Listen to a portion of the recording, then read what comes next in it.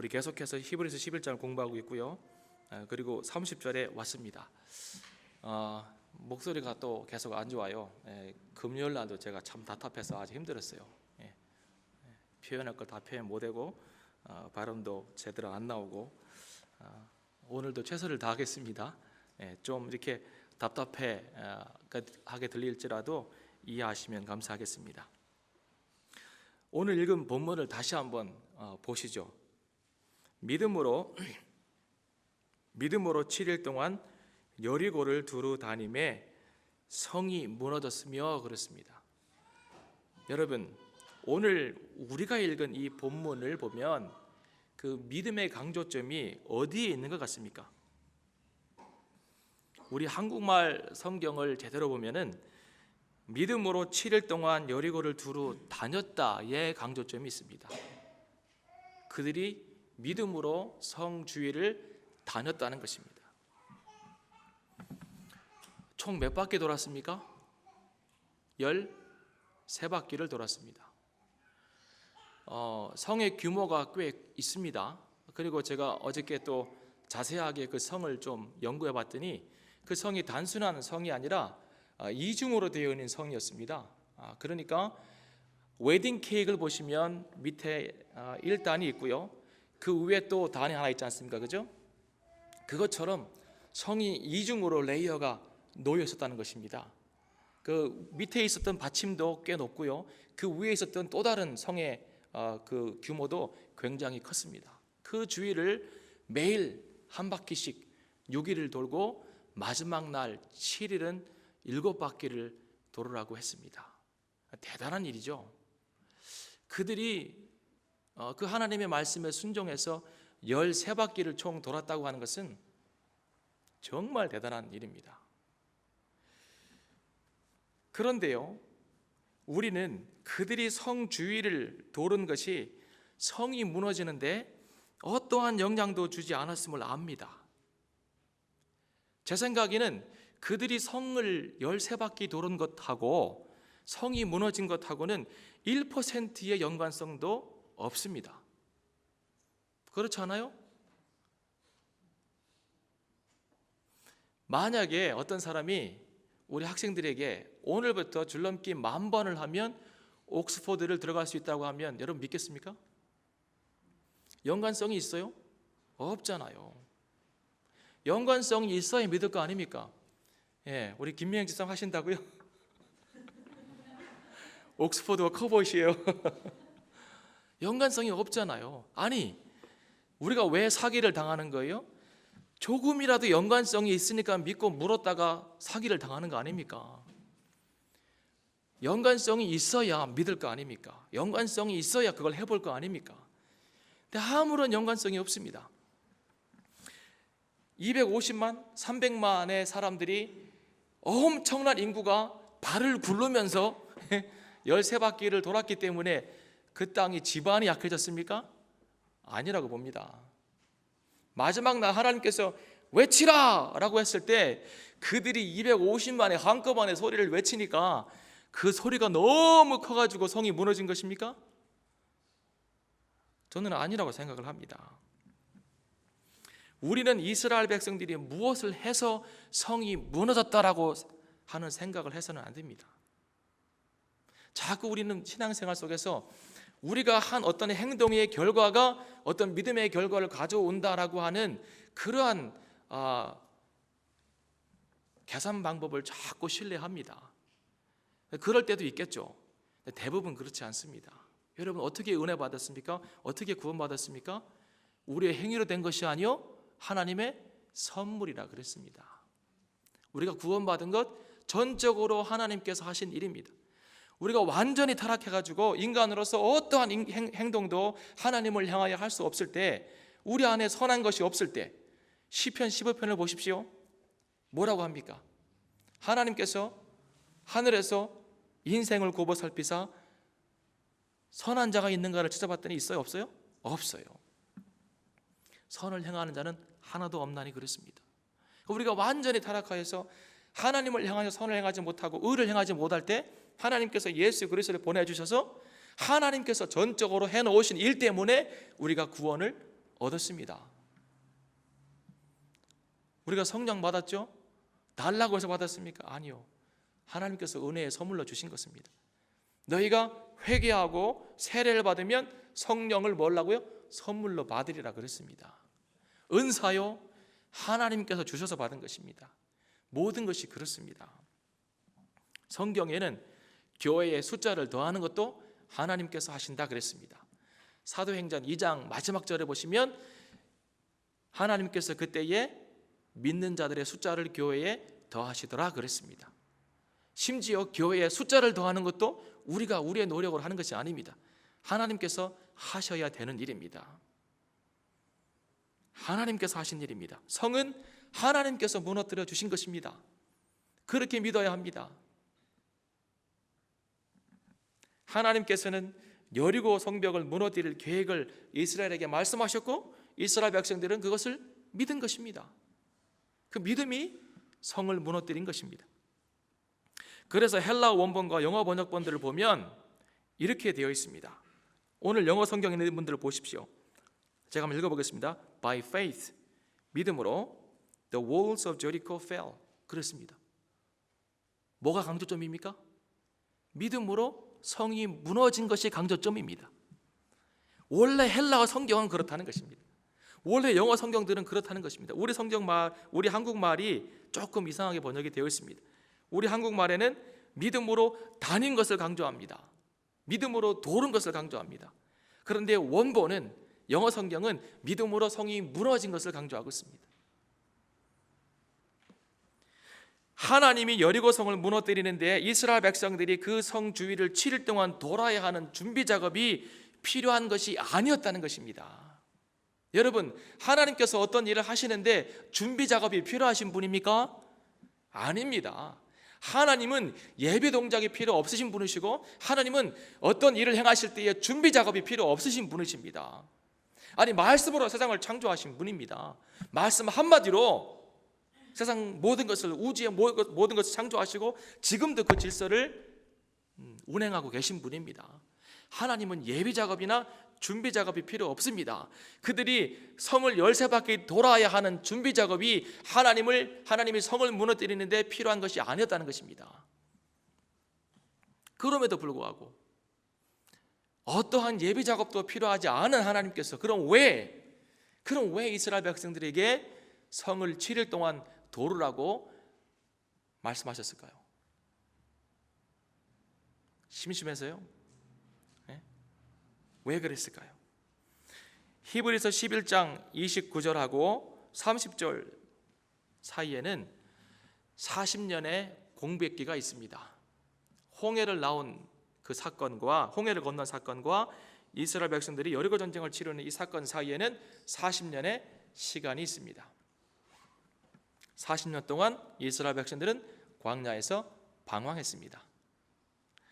그런데요, 이 히브리서 기자는 그 40년의 이스라엘 백성들의 광야에서의 삶을 믿음의 삶이라고 기록하지 않습니다. 그냥 제껴버렸습니다. 그들이 믿음으로 광야를 도는 것은 아닙니다. 광야 40년의 시간이 오히려 그들에게는 필요 없는 시간이었을 수도 있습니다. 처음에는. 나중에는 훈련의 기간으로 필요했지만 처음에 믿음의 결단을 잘했으면 바로 올라갈 것 아닙니까? 그래서 믿음의 삶이라고 기록하지 않습니다. 오히려 그들이 광야를 방황하게 된 계기는 그들의 불신앙 때문이었다고 성경은 기록하고 있습니다. 그들의 불신앙 때문이었습니다. 하나님께서 가데스 바네아에서 모세를 통하여 12정탐꾼을 가나안에 보냅니다. 그들이 돌아와서 보고할 때 10명은 우리가 말씀드린 대로 10명은 이렇게 보고합니다. 그들이 본대로 판단했고 본대로 말했고 본대로 결론 내린 그것을 보고합니다.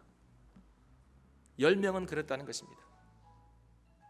그 10명의 보고는 그들이 본대로 판단한 것, 본대로 말한 것, 그리고 본대로 결론 내린 것을 보고했다는 것입니다. 세상에 이렇게 정직한 보고가 어디 있습니까? 세상에 이렇게 좋은 보고서가 어디 있습니까? 여러분, 우리는 본대로 판단해야 됩니다. 본대로 말해야 됩니다. 그리고 본대로 결론 내려야 됩니다.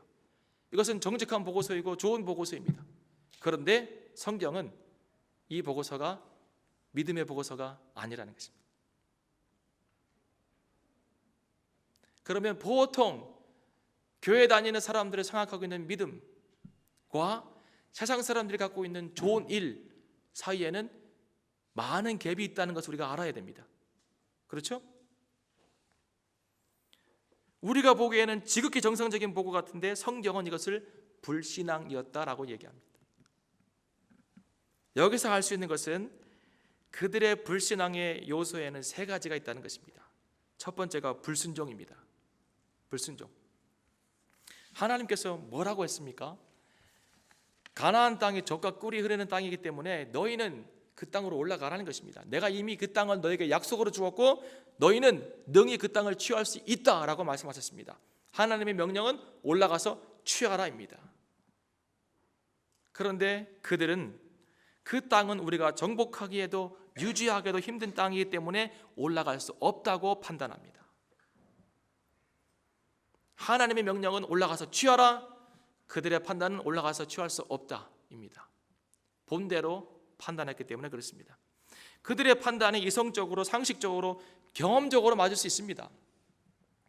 그러나 믿음의 판단은 아니라는 것입니다. 저는 여호수아와 갈렙이 믿음의 사람, 이 두 사람이요 정탐꾼 노릇을 제대로 안 했을 것 같아. 스파이 노릇 제대로 안 했을 것 같아요. 왜 그럴까요? 아니 이미 답답한 노릇이죠. 왜요? 이미 하나님께서 우리에게 약속으로 주셨고 그것 때문에 출애굽했고 그것 때문에 홍해가 갈라지는 놀라운 역사를 경험했고 지금 이 광야 삶 속에서 하나님께서 만나와 메추라기를 우리를 먹이시면서 많은 전쟁 가운데서 우리를 승리하게 하셨고 하나님이 함께 하심과 우리를 도우심과 그분의 약속의 이루어짐을 이런저런 많은 일들을 통해서 지금 보고 있는데 뭘 정탄하냐 이 말입니다. 우리가 본들 뭔 소용이 있겠냐 이 말입니다. 그들은 아마 10명인 정말 자세하게 그냥 스크래치 하면서 그랬을 때에 이들은 제대로 그 정탐꾼 역할을 제대로 안 했을 것 같습니다. 반면에 10명은 정말 치밀하게 계산합니다. 따져보고 자세하게 지형을 그려보고 너는 여기 파트 그려 내가 이 파트 그릴게 막 그려보고 그렇게 하는 것이죠. 보고서를 아주 자세하게 작성했을 것입니다. 그딴 사람들의 평균은 2m, 무기는 뭐 K9 자주포 몇 대 해가지고 아주 자세하게 치밀하게 계산적으로 보고서를 썼습니다. 사람의 생각과 판단으로 치밀하게 계산하면 순종하기 힘듭니다. 제 경험상 그렇습니다. 치밀한 계산 뒤에는 순종이 힘듭니다. 왜냐하면 수치상으로 이미 A가 B보다 훨 낫다는 결론이 나와 있는데 어떻게 믿음으로 B를 붙잡습니까? 어렵잖아요. 계산하면 늘 지는 거예요. 치밀하게 따지면 순종이 불가능해집니다. 세상의 일의 방식과 하나님의 일의 방식은 너무 다르지 않습니까? 가끔씩 친구 목사님들이나 선배 목사님들이 이런 얘기합니다. 전 목사 사람 세울 때는 기도하는 믿음의 사람들을 그 자리에 세우라는 것입니다. 왜냐하면 세상에서 그 일의 전문가를 별로 믿음이 없는데 전문가라고 그 일에 세워놓으면 일이 잘 안 된다는 것입니다. 늘 따지고 분석하고 그래서 결과가 이렇게밖에 나올 수 없기 때문에 이 일은 하지 말아야 된다는 것입니다. 그렇지 않아요? 아니 선교를 해야 되는데 선교가 주는 일인데 전문가들이 주는 일의 전문가입니까? 아니잖아요. 이익을 창출하는 데 전문가지 않습니까? 그 사람들은. 그럼 선교 못하는 것이죠. 반면에 별로 그 일에 그 방면의 전문가가 아닐지라도 믿음으로 기도하는 사람을 세우면 그 일을 이루어낸다는 것입니다. 하나님은 그런 사람 기뻐하신다는 것입니다. 늘 치밀하게 계산하고 따지는 사람은 하나님의 명령을 분석하고 있습니다. 명령을 분석하고 있어요. 그 이런 거예요. 너희는 지금부터 매일 한 바퀴씩 돌고 7일에는 7바퀴를 돌아라. 지금부터 돌아라. 돌아가면 왜 하나님이 우리를 도우려고 하지? 돌아버리겠네. 이 얘기하는 거예요. 왜 돌라고 하지? 아니 돌 때가 아니요. 이 성은 돌아서 무너진 성이 아니요. 돌아서 이 성에게 줄 수 있는 물리적 영향력은 하나도 없어. 예. 물리학 박사들이 하는 얘기죠. 그죠, 지웅아? 그들이 돌았을 때 그 성에 물리적 효과를 줬을 것 같아? 전혀 없잖아요. 전혀 없잖아요. 그러니까 왜 돌으라고 했지 않은 그 명령을 분석하고 있다니까.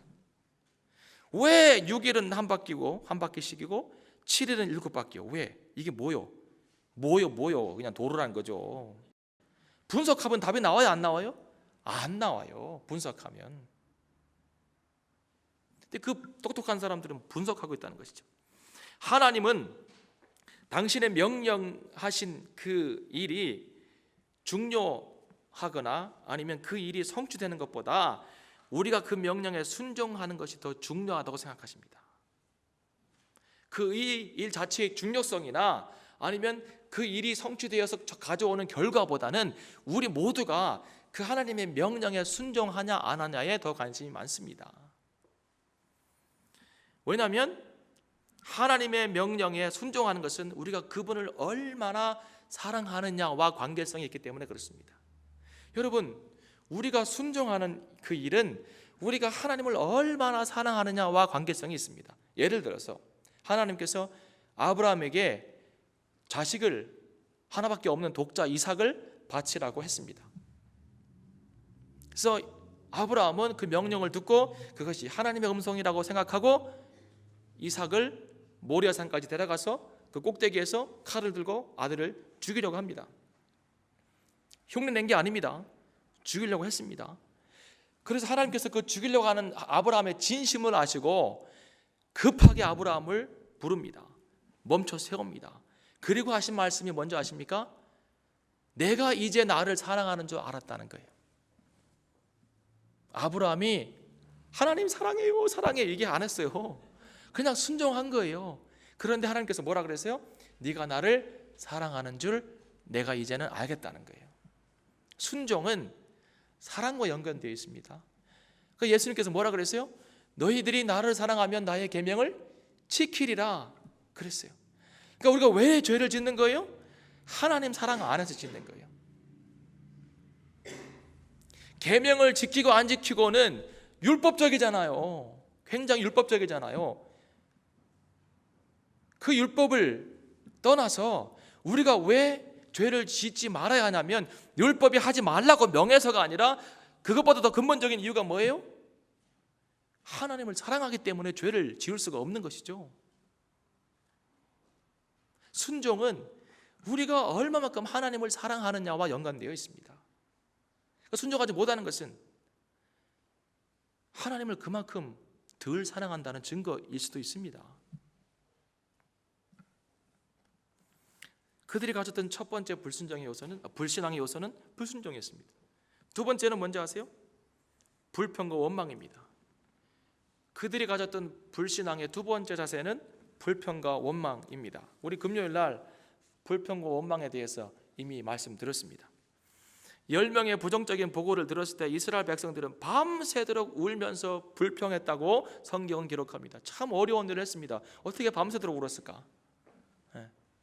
밤새도록 울기가 쉽지 않아요. 근데 밤새도록 울었어요. 뭐 때문에? 올라갈 수 없고 그들은 크고 우리가 이제 앞으로 갈 길이 막막하다고 하는 그 얘기 들어서 밤새도록 울은 거예요. 여러분, 이게 밤새도록 울 일이 아니에요. 뭐 할 일이에요? 밤새도록 기도할 일이에요. 길이 막막하면 기도해야지. 왜 울어요? 왜 밤새도록 그렇게 원망하면서 울어요? 밤새도록 기도할 일이에요. 근데 그들은 밤새도록 울었습니다. 원망과 불평을 다른 말로 표현하면 뭔지 아십니까? 신앙의 미성숙입니다. 저는 그렇게 봅니다. 원망과 불평을 다른 말로 말하면 신앙의 미성숙입니다. 여러분, 성숙한 사람의 특징 중에 하나는 침묵입니다. 침묵. 성숙한 사람이 막 나팔 부는 거 봤습니까? 신앙의 원숙한 그 단계에 이르는 사람이 글쎄 집사님 모여봐 내가 할 말이 있어. 글쎄 신앙의 원수 간 사람 이런 거 봤습니까? 봐도 못 본 척 뒤에서 기도해주고, 인내해주고 참아주고. 신앙의 성숙함의 척도는 저는 침묵이라고 봅니다. 침묵하는 거예요. 요셉 보세요. 요셉만큼 인생의 초반기에 억울한 일을 많이 당한 사람 봤습니까? 형들이 팔고, 그 보디발의 집에 종으로 가가지고 열심히 일해서 이제 주인의 인정도 받고 이젠 좀 살만한다 했더니, 여러분 살만해질 때 이제 좀 살만하네 그 얘기 하지 마세요. 그러면요 하나님이요 또 일을 벌이시더라고. 살만해? 그래 알았어. 아직도 하나님 힘드네요. 그래야 돼. 열심히 봉사하고 일하면서 많이 생겨도 열심히 봉사하고, 하나님 더 필요하네요. 그래야 더 주셔서 더 봉사하지. 이제 좀 살만하네요. 뭘 좀 다른 거 해볼까? 이러면 또 문제가 생길 수 있어요. 그 요셉이 보디발에게 인정받고 많은 일 속에서 형통할 때, 그때 이제 좀 삶에 여유가 생기고 호흡이 좀 이제 이게 돌려질 때, 그때 일이 생기잖아요. 보디발의 아내가 요셉하고 꼬시잖아요. 그래서 또 억울한 누명을 쓰고 감옥에 갑니다. 아니, 제가 요셉이라면 어떻게 했을까라는 생각을 한번 해봤어요. 아니, 보디발이 나를 신뢰하면 적어도 말은 한번, 아니 사실은 당신이 나를 알지 않습니까? 내가 얼마나 정직한지, 내가 얼마나 성실한지 당신이 알지 않습니까? 사실은 당신 부인이 나를 그렇게 한 거예요. 내가 그런 거 아니에요. 생각 좀 해보세요 라고 얘기해 볼 수 있잖아요. 얘기 안 해요. 얘기 안 해요. 왜요? 침묵하는 게 제일 좋으니까. 침묵하는 게. 여러분 인생을 살다 보면 억울한 일 많이 만나죠? 지금 당장 내 속에 막 불같이 일어나는 이 일을 막 친구에게 얘기하고 막 누구한테 얘기해가지고 그 사람 하나 매장시키고 싶은 생각 들잖아요. 저도 그런 순간이 있었어요. 막 그냥 교회 앞에서 나발을 불고 싶었어. 막 내가 아니라고요! 막 이렇게 막 뒤집어지면서 막 그러고 싶었다고요. 근데 하나님이 입 다물으라. 입 다물어라. 그 입 좀 다물라. 입을 다물라. 침묵하라는 거예요. 얘기하지 말라는 거예요.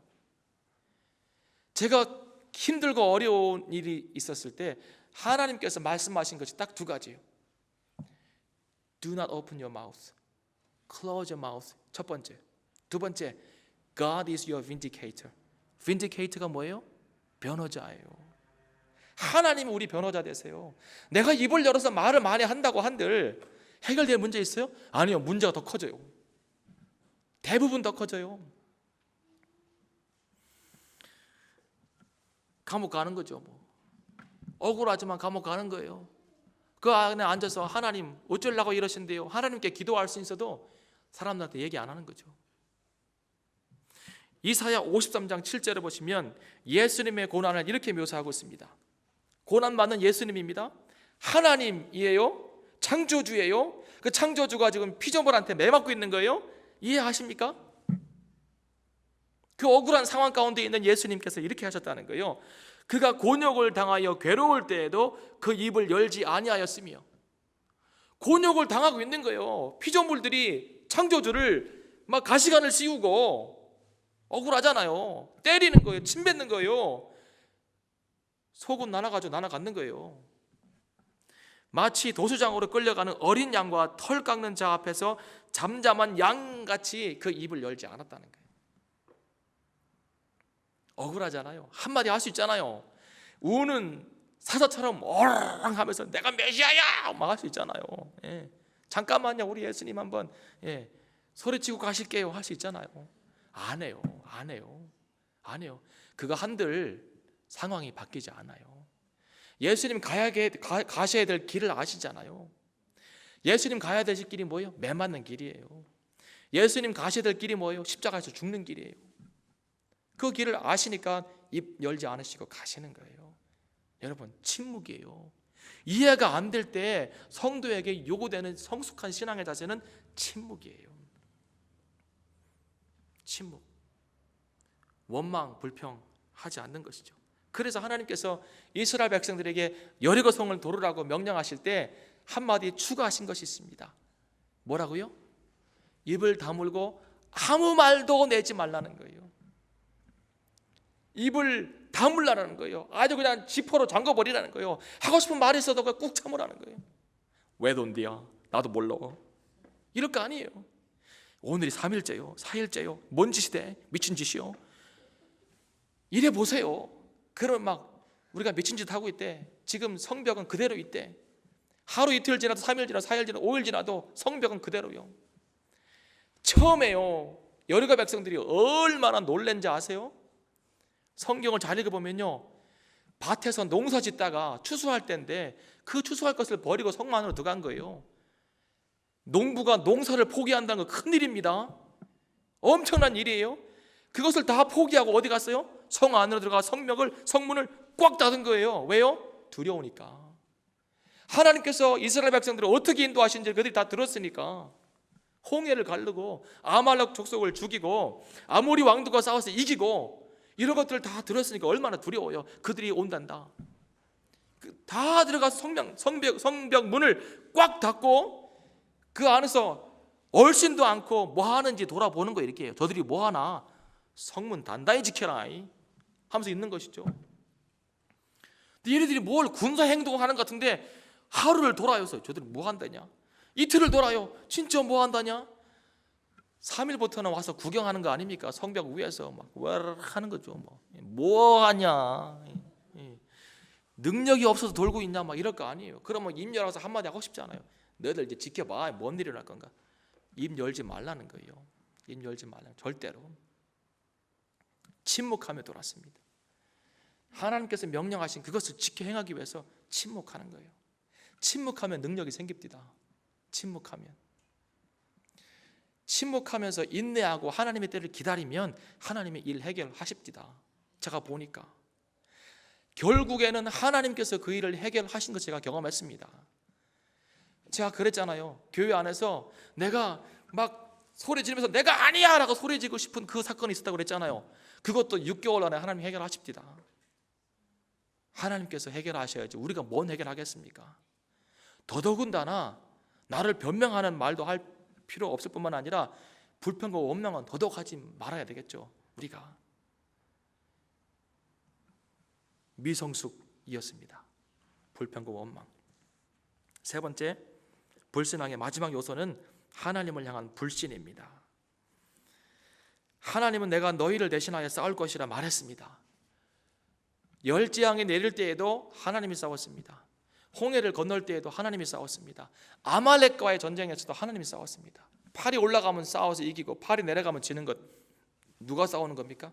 하나님이 싸우시는 것이죠. 우리가 기도하고 하나님이 싸운다고 그랬습니다. 분명히 성경에서 내가 너희를 위해서 싸울 테이니 내가 너희와 함께 할 터이니 너희는 올라가라 그랬습니다. 그런데 그들은 이렇게 말합니다. 그들은 강하고 그들의 성은 견고하고 그래서 우리는 그들 앞에서 메뚜기입니다라고 얘기합니다. 메뚜기. 이게 뭐예요? 아직까지도 내가 싸우겠다는 생각을 하고 있는 것입니다.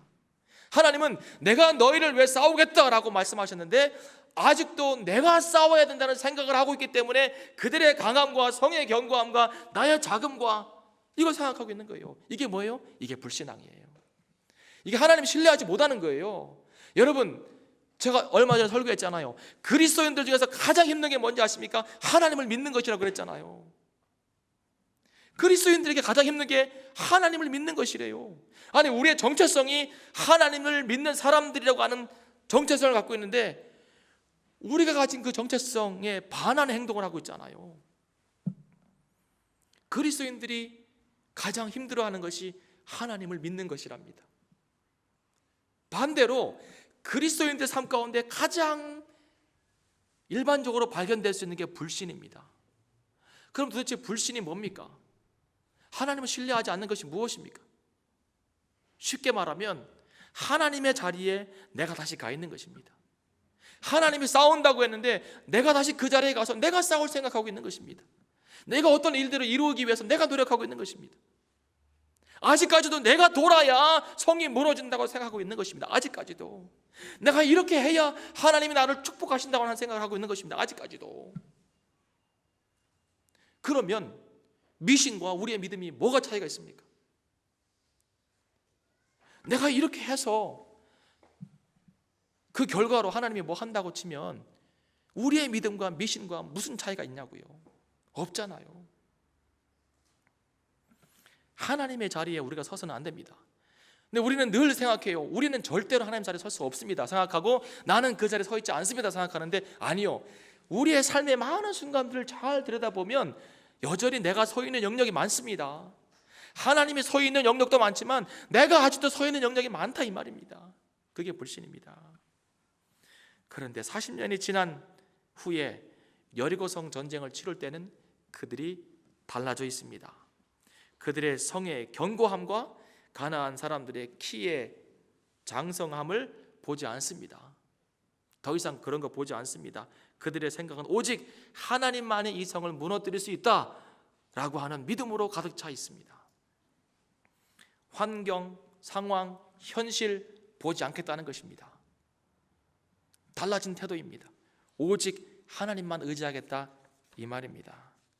그럴 때에 환경, 현실, 상황 이런 거 보지 않고 하나님만 의지하겠다고 하는 그 신뢰를 회복했을 때에, 그때에 40년 전에는 도저히 무너질 것 같지 않았던 그 성이 무너졌습니다. 40년 전에는 절대로 올라갈 수 없었던, 절대로 공격할 수 있다고 믿지 못했던 그 성이 무너졌다 이 말입니다. 뭐 때문에요? 하나님을 향한 신뢰를 회복했을 때, 믿음으로 성이 무너진 것입니다. 믿음으로. 예수님도 동일한 얘기했습니다. 오늘 본문은 믿음으로 성이 무너진다 이 얘기했고, 예수님 무슨 얘기했습니까? 믿음으로 산도 옮길 수 있다 그 얘기했습니다. 믿음으로 산 옮길 수 있습니까? 백두산 앞에서 산아 물러가라 라고 하면 내가 물러갑니까? 그대로 있어요. 이 산이 무엇입니까? 성도가 인생을 살아가면서 만날 수 있는 엄청난 많은 종류의 큰 문제들이 산입니다. 관계의 문제, 산일 수 있습니다. 재정의 문제, 산일 수 있습니다. 진로와 학업의 문제, 산일 수 있습니다. 비자의 문제도 산일 수 있습니다. 우리가 만나는 수많은 다양한 종류의 크고 작은 산들이 우리 앞에 있습니다. 그러면 어떻게 그 산을 넘어가고 어떻게 그 산을 옮깁니까? 무엇으로 옮깁니까? 또 돕니까? 또 그 산을 돕니까? 믿음으로 넘어가는 것입니다. 믿음으로 옮기는 것입니다. 믿음으로. 어떤 믿음이요? 하나님이 나를 이끄신다. 하나님이 나를 인도하신다. 하나님이 인도하시는 길은 최선이다. 이 믿음 가지고 그 산 넘어가는 것이고 그 산 이기는 것입니다. 믿음입니다. 믿음. 40년 전에 그게 안 되니까 40년 광야 방황하게 하신 것입니다. 불순종 훈련시키느라고 가라 서라 이거 40년 했지 않습니까? 순종시키느라고. 여러분 그거 하시겠습니까? 하고 싶으세요? 되게 하고 싶은 사람 있습니까? 혹시 오늘? 하지 말아야 돼 이거 왜 해요? 아니 제가 한번 그랬잖아요. 어떤 사람이 큰 암이 걸려가지고 이제는 하나님이 살아계신 것을 이제 알았고, 그리고 내 인생의 모든 프라이어리티가 다 바뀌었다고, 우선순위가 바뀌었고 보이지 않던 것이 보이기 시작하고, 그리고 내가 소중하게 여겼던 것은 다 러비쉬로 여기고, 그리고 내가 러비쉬로 여겼던 것을 내가 소중하게 여긴다 이 얘기 했다고 제가 얘기했지 않습니까? 제 친구 그죠? 큰 병 걸려서. 근데 그걸 왜 병 걸려서 알아요? 그걸 왜 병 걸려서 아냐고요? 그걸 왜 훈련받아야 아냐고요? 40년 동안 예수님이 하신 말씀이 그건데, 예수 믿으면 당연하게 이루어질 일이 그건데 왜 병 걸려서 알고 왜 훈련받아서 아냐고. 40년 동안. 그렇잖아요. 안 그래요 여러분? 바울이 예수님 만난 다음에 어떤 40년 광야 훈련 받아가지고 자기가 알고 있던 것들을 다 러비쉬로 여겼습니까? 아니잖아요. 예수님 만난 그 즉시부터 내가 알고 내가 소중하게 여겼던 모든 것들은 다 러비쉬구나, 이건 쓰레기구나, 하나님이 최고로 중요하신 분이구나, 보이지 않는 것이 가치 있는 것이구나, 영원한 것을 위해서 영원하지 않은 것을 버릴 수 있구나 라고 판단한 건 아닙니까? 그렇게 살았지 않습니까? 훈련 없어도 돼야 돼요. 예수 믿으면 당연하게 되어야 돼요. 근데 이들은 40년 동안 가서 이거 한 거죠. 얼마나 불평을 많이 합니까? 그러니까 땅을 쭉 갈라가지고 쑥 빠지게 하고 막 불평하니까 불뱀이 나와가지고 다 물어버리고 막. 왜 뱀에 물려야 해요 우리가?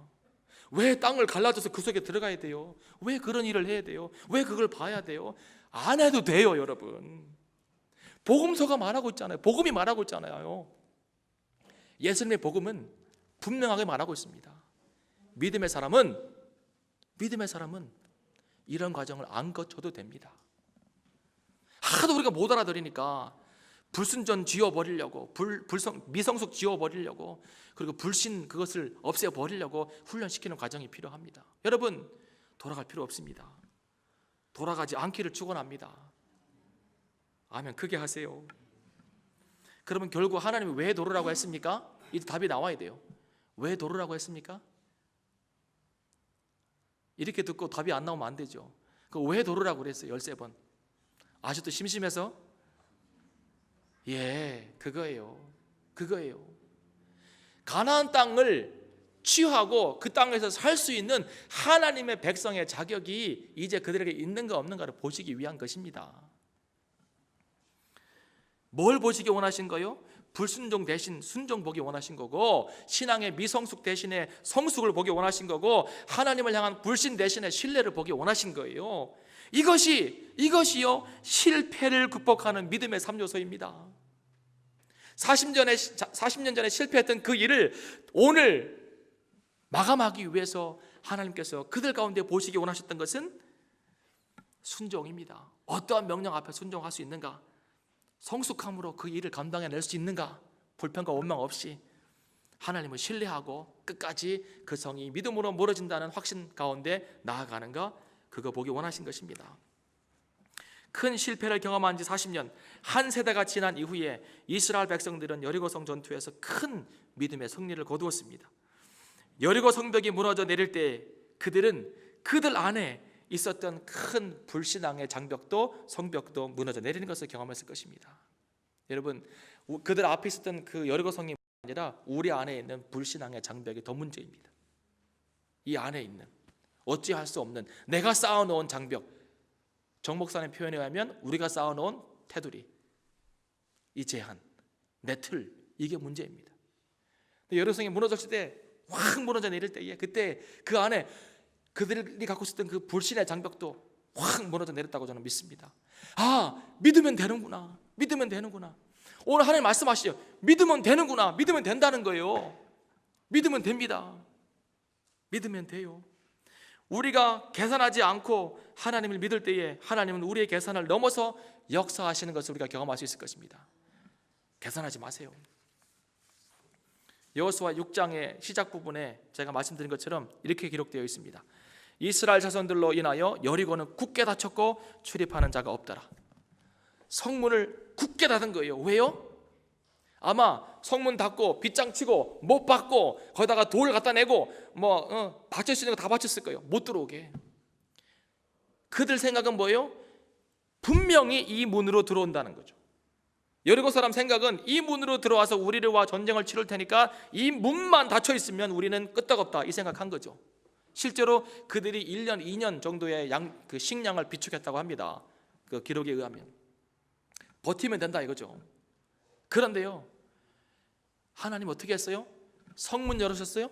아니요, 성벽을 그냥 무너뜨린 거예요. 이것이 하나님이 하시는 일이에요. 여러분, 그러니까 기도할 때도 하나님의 능력을 제한하지 마세요. 하나님이 이 성문 좀 열어주세요. 왜 그래요? 하나님의 성벽을 무너뜨리는 분인데 하나님 뜻이 이루어주세요, 이렇게 기도하세요. 이 문제 안에서, 하나님 이 일 안에서, 이 태산 같은 이 문제 앞에서 하나님의 온전하신 뜻이 이루어지기 원합니다 라고 기도하시기 바랍니다. 내 생각 가지고 하나님 이렇게 해주세요 하지 마시고, 성문을 여는 것이 아니라 성벽을 무너뜨리신 하나님, 아예 성의 모습이 사라지게 했습니다. 아예 모습이 사라진 거예요. 성이었던가? 라고 할 정도로 성이 사라졌습니다. 문제가 사라진 거예요. 그리고 이스라엘 백성들은 평지를 걷듯이 성 안으로 들어갔습니다. 우리가 계산하지 않으면 하나님도 우리가 계산할 수 없는 방법으로 일하십니다. 기도하겠습니다.